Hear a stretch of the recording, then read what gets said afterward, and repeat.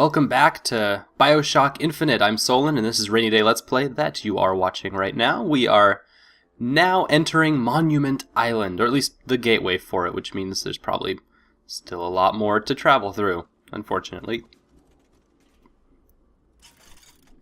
Oh, so this Vigor place actually helps us power up our super abilities. That's kind of cool, and that first one, unlike the other two, first one's really, really cheap.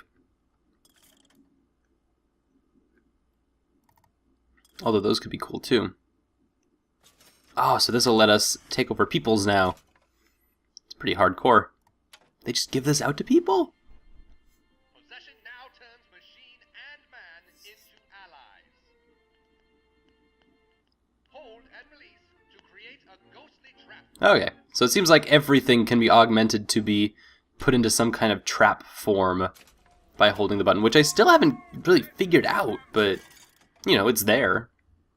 Once I eventually do figure it out. There's the 1-star flag, kind of in that deputy badge insignia shape. Oh, another kinetoscope. Yay! Uncanny mystery in Columbia. Columbia marvels and fears at unfamiliar sights. What is it? What are these astonishments which appear and disappear? Columbia's greatest mind isn't saying. And that was really cryptic and not very helpful at all, but I guess kind of charming. Some of those video parts were really strange, but in a comedic and goofy way.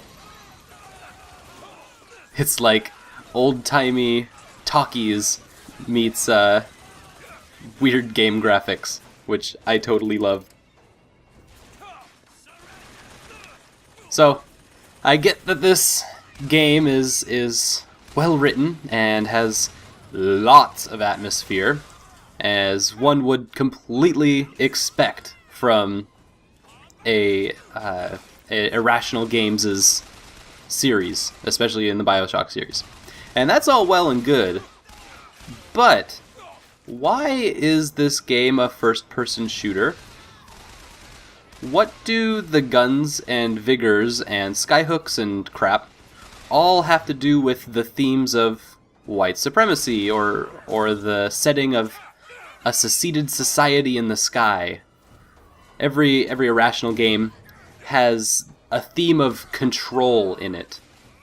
So, I'm just gonna make a wild guess here, but Elizabeth, who we still haven't found, is being protected by a big machine called the Songbird, which we have seen in pictures, a la Zelda Wind Waker. And I'm just gonna go take a stab at this and say that Elizabeth is trapped, but has some way to find her own freedom that has to do with this whole being the miracle child or something, and that'll explain her entrapment, etc., etc. However, even with that extra bit of narrative awesomeness, we still have no reason, ideally, that this game mechanically works as a first-person shooter. I mean, what does the game itself gain by having this perspective, the guns, the vigors, the skyhooks, and all the stuff? And how do these mechanics expand on the themes of the narrative and the themes of the world that we have built? Why isn't the game set up as a role-playing game, or a real-time strategy game, or a roguelike, or maybe a Monster Rancher game?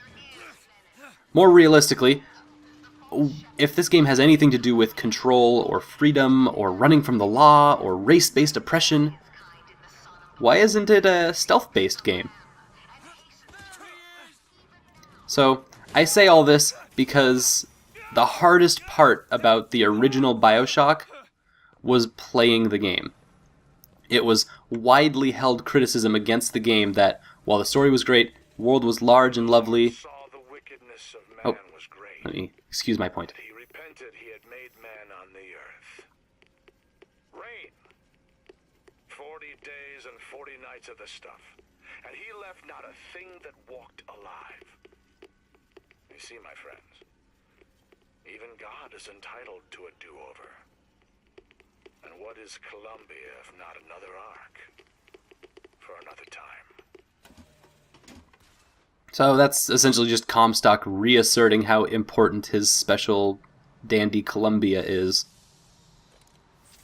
Really, not much more to that. Just that I'm so awesome and y'all just so crap.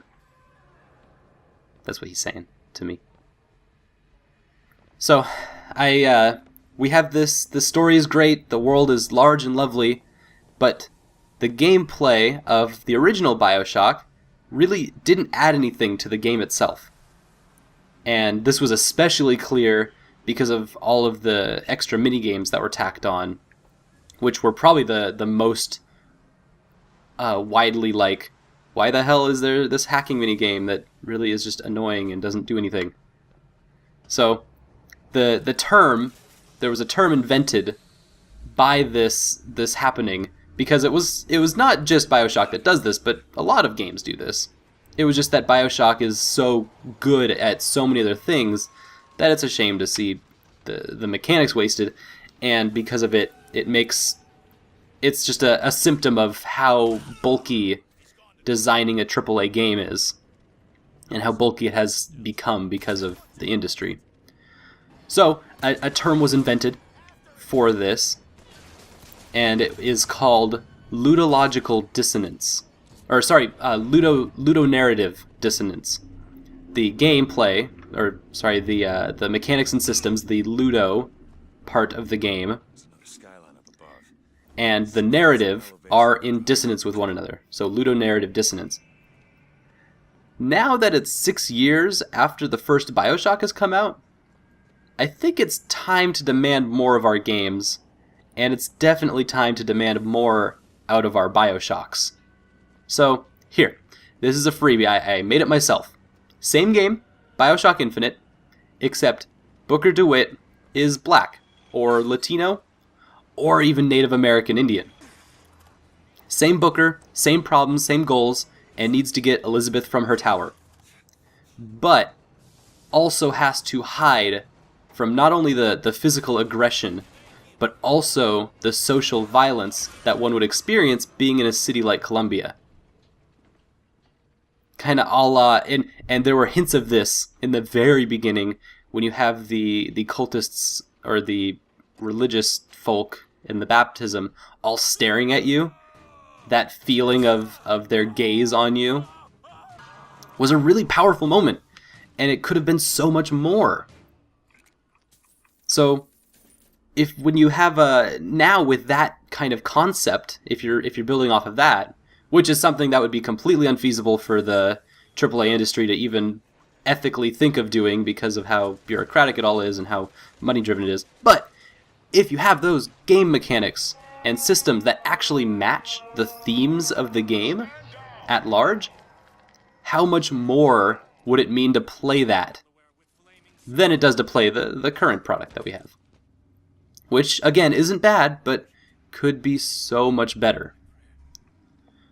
Bioshock, you were grown up 6 years ago, but now you're looking a little old, and trying to fit in and keep up with a more arcadey, shoot-'em-up crowd of FPSs is definitely not fitting you well. So that is my most current rant against Bioshock Infinite. I know why you've come, false shepherd. I see every sin that blackens your soul. Wounded knee, the Pinkertons, the drink, the gambling, and of course, Anna. And now, to repay a debt, you've come from my land. But not all debts can be repaid, Booker. You don't know me, pal. Prophecy is my business, Mr. DeWitt. As blood is yours. Do you know why these men will die for me? Because I have seen their future in the glory. And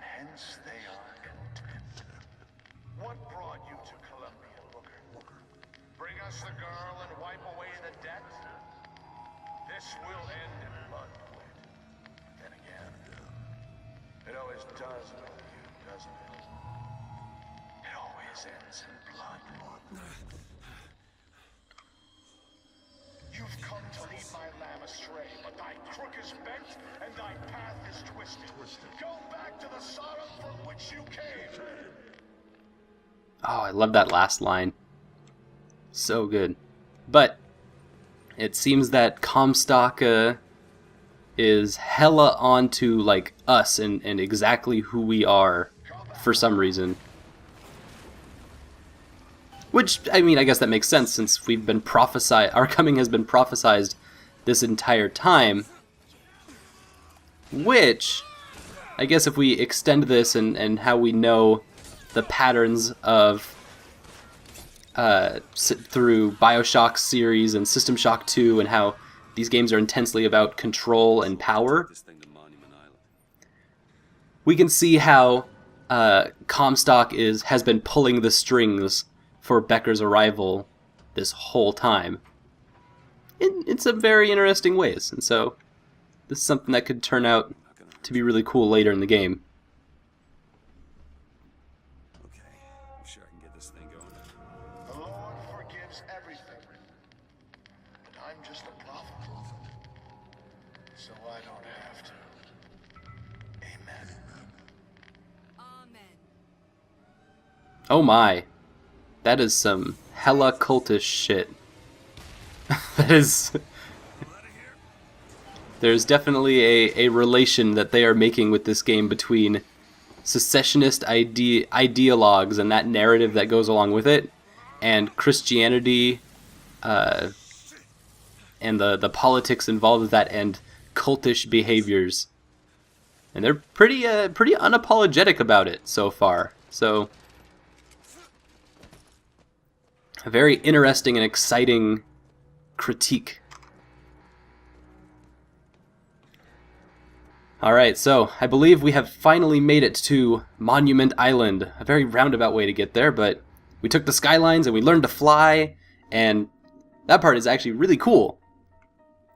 Despite what I've said about how these mechanics don't match, and that they don't bring each other up, there is, I mean, they are still good standalone things, so it's an interesting debate. See you next time on Rainy Day Let's Play.